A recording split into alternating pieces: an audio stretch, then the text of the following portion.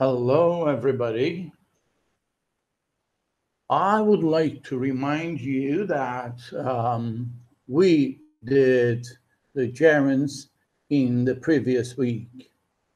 Now I would like to make a short revision of it.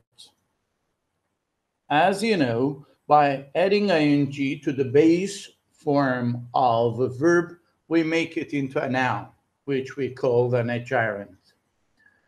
Gerunds are used as the subject of a sentence, as it is seen here in the example. Speaking a foreign language seems to be difficult at first, but once you have got used to it, it is easy and fun. So it is used as the subject of the whole sentence. Okay. Gerunds are used as the subjective complement too. And let's have a look at the example here. Tuana's biggest dream is finding a very affectionate English teacher instead of Mr. Itar. Here, the complement here actually in a way defines the subject given here, okay? And it is, Tuana's biggest dream is finding a very affectionate English teacher instead of Mr. Itar. And gerunds are used, as the direct object of a verb too. And here we see the example for this. I'm afraid I have to delay going on holiday because of the coronavirus. Okay, what do I have to delay? Going on holiday. It is the object of the verb delay here. Finally, we use gerunds as if after prepositions too, okay? Because prepositions themselves won't require noun after them. And the example is, my wife is interested in knitting a lot of different bags for women.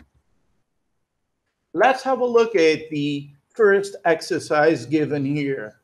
Can you please make proper sentences using all four functions of gerunds? The first one, how can we make this gerund?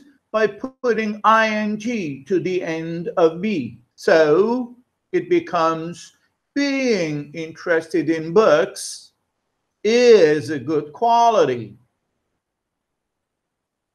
Ironing and washing the dishes are the most boring errands for me. And in the third, it says, not being aware of the severity of the coronavirus these days can't be regarded as an excuse, because this is really very serious. We have to pay enough attention to it. And in number 4, what my brother is most interested in is driving at high speed. There is the key in front of you. You can have a look at it actually.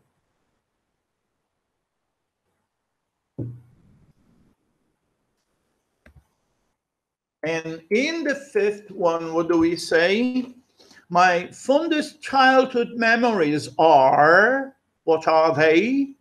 Playing with my friends and visiting my grandparents. And in the 6th sentence, it says, if I were the Minister of Education now, my main concern would be not being able to teach everyone equally. 7, I excused her taking my dress without my permission.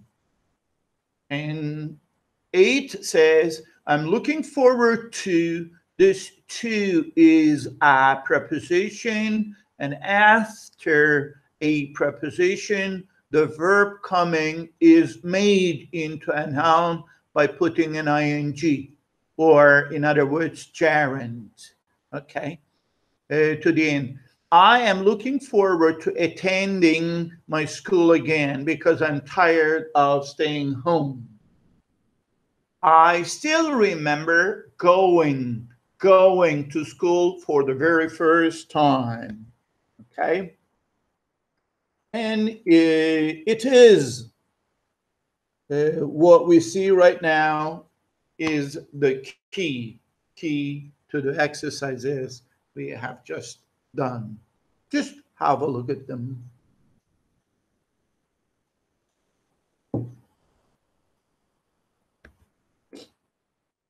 Although I said to him that I had seen him steal the money from his mother's purse, he still denied doing it.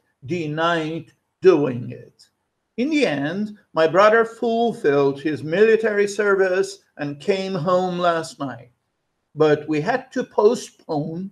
What did we have to postpone? We had to postpone giving a welcome party for him because of the coronavirus pandemic.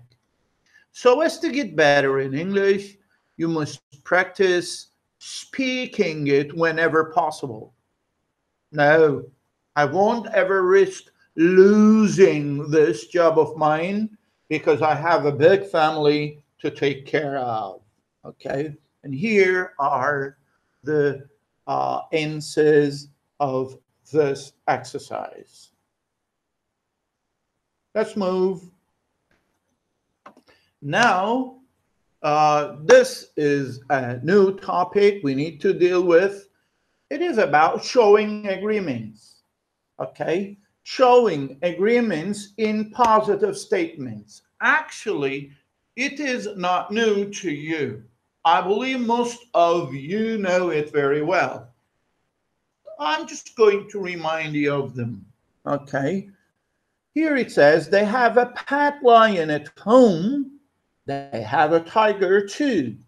Both sentences are positive. And when we agree with the first statement in positive sentences, we need to use to. She raises pigs on her farm.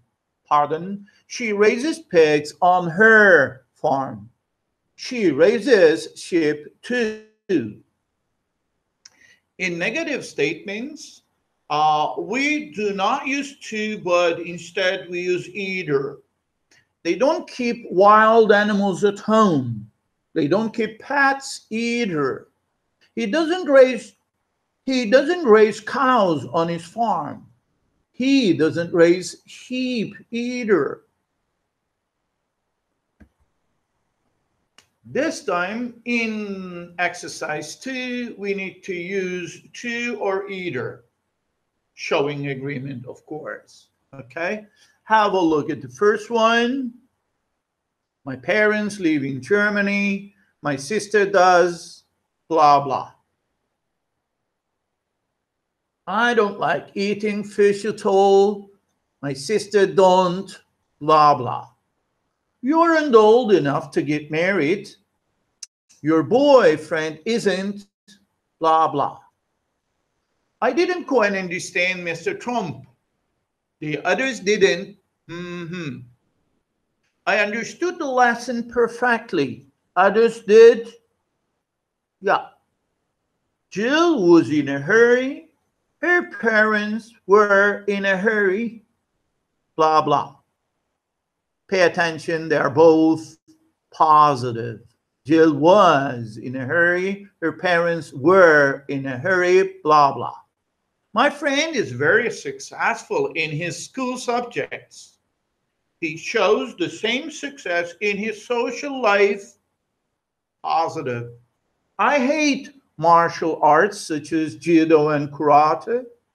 I don't like football, blah, blah, as it is too long and boring. I don't like getting up early. My brother doesn't like it, blah, blah. See, they are both negative. Let's see the key. My parents live in Germany. My sister does too. I don't like eating fish at all. My sisters don't either. You aren't old enough to get married. Your boyfriend isn't either.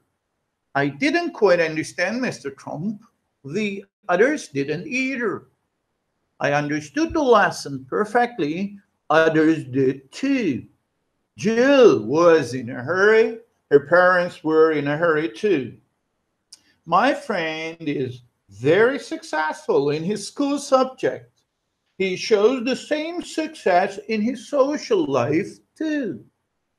I hate martial arts such as judo and karate. I don't like football either because it is too long and boring. I don't like getting up early, okay? I don't like getting up early. We'll have a look at the next one as well. Let's go on, okay? This time, I mean, the second form of showing agreements is here, okay? In positive statements, instead of to and either, okay, we use so and neither. In positive statements, we use so and then a helping verb, okay? It is in the same way in negative statements, but in negative statements, we use neither or no, and then a helping verb, an auxiliary or an auxiliary. Let's have a look at the example. I like reading a lot, positive, so does my wife, okay? It is does because the verb here is in the present simple. Therefore, we need to use a helping verb or an auxiliary in the present simple, okay? Of course, this auxiliary should be suitable, okay, for the noun here, okay? As it is third person singular, here we need to have does, okay? Well, likewise, I mean, we can follow the second example as well. I went to bed early last night, so did my parents. Since the main verb here is past, the auxiliary, I mean, in the past should be did for my parents. I went to bed early last night, and so did my parents. In negative statements, we say, they don't like horror films, neither do we. Because the first one is a negative statement. I mean, in the second one, okay, we need to use this structure, okay? So it is present simple, the helping verb do is in the present simple as well. I haven't finished my project yet. It is a present perfect statement. The helping verb in the present perfect is has, nor has Ömer. I haven't finished my project yet, nor or neither has Ömer. Let's have a look at exercise number 3. Okay, use so or neither nor, paying extra attention to the information in bold. Keep in mind that all the statements show agreement. Do the first bit, please. I would forgive her if she apologized to us. So would I. As soon as we're finished with the project, we will go on holiday. So will I. I didn't believe him when he told us that he failed in the finals. Neither did I. We can't afford a new car now. Nor can we, because we have spent all our money on the mountain house we have just bought. Here you have the key, actually.